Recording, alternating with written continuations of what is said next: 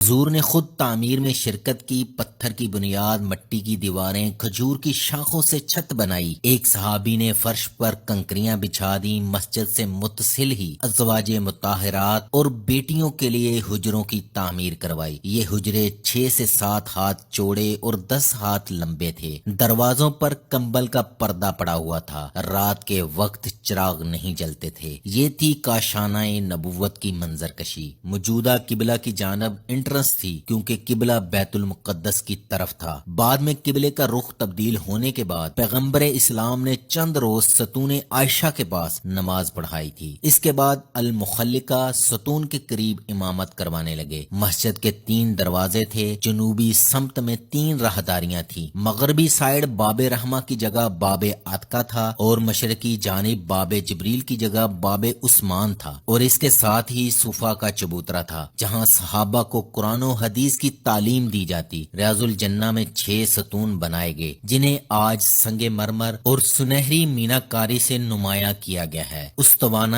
عائشہ، حضور صلی اللہ علیہ وسلم نے فرمایا، مسجد میں ایک ایسی جگہ ہے، اگر لوگوں کو وہاں نماز پڑھنے کی فضیلت کا علم ہو جائے تو وہ قرآن اندازی کرنے لگے۔ یہ ممبر اور روضہ کی جانب سے تیسرا ستون ہے۔ استوانہ توبہ، اسے ستون ابو لبابہ بھی کہتے ہیں۔ ان کا نام رفاعہ بن عبد المنظر رضی اللہ عنہ تھا۔ حضرت ابی لبابہ جنگ میں پیچھے رہ گئے تھے۔ انہوں نے خود کو اس ستون سے باندھ لیا تھا۔ آخر اللہ تعالیٰ نے ان کی توبہ قبول فرمائی۔ یہ ممبر کی جانب سے چوتھا، قبر کی جانب سے دوسرا ستون ہے۔ تیسرا استوانہ سریر یعنی بستر والا ستون، یہاں نبی کریم صلی اللہ علیہ وسلم اعتکاف بیٹھتے تھے۔ چوتھا استوانہ محرس یعنی محافظوں والا ستون، یہاں سے نبی صلی اللہ علیہ وسلم حجرہ عائشہ سے نکل کر نماز کے لیے ریاض الجنہ آتے تھے۔ اسے استوانہ علی بھی کہا جاتا ہے، کیونکہ یہاں حضرت علی پہرا دیا کرتے تھے۔ پانچواں استوانہ وفود، نبی صلی اللہ علیہ وسلم اس جگہ بیٹھ کر وفود سے ملاقات کرتے تھے۔ چھٹا استوانہ مخلقہ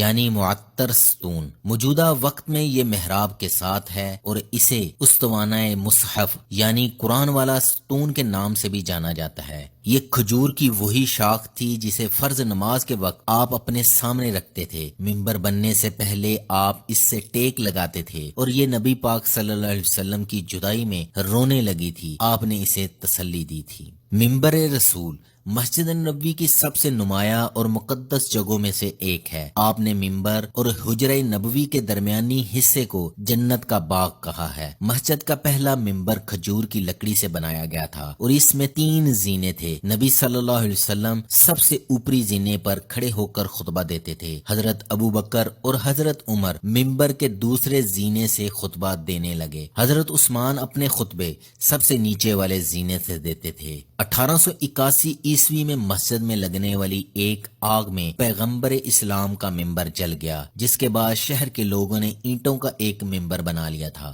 مؤذن ستون، اسے مقبریہ کہا جاتا ہے۔ اس پر مؤذن کھڑا ہو کے اذان دیتا ہے۔ حضرت بلال بن رباح کو مسجد نبوی کا پہلا مؤذن مقرر کیا گیا تھا اور وہ چھت سے اذان دیا کرتے تھے۔ آج کل 3 مؤذن 5 وقت مقبریہ سے اذان دیتے ہیں اور نماز کے دوران امام کی آواز نمازیوں تک واضح طور پر پہنچانے کے لیے اسے دہراتے ہیں۔ اس وقت مسجد نبوی میں مؤذنوں کی تعداد 17 ہے۔ مسجد نبوی کے امام نبی اکرم صلی اللہ علیہ وسلم کے دور میں وہ خود مسجد کے امام تھے۔ جب آپ بیمار ہوئے تو آپ نے حکم دیا ابو بکر صدیق لوگوں کی امامت کرائیں۔ جب آپ صلی اللہ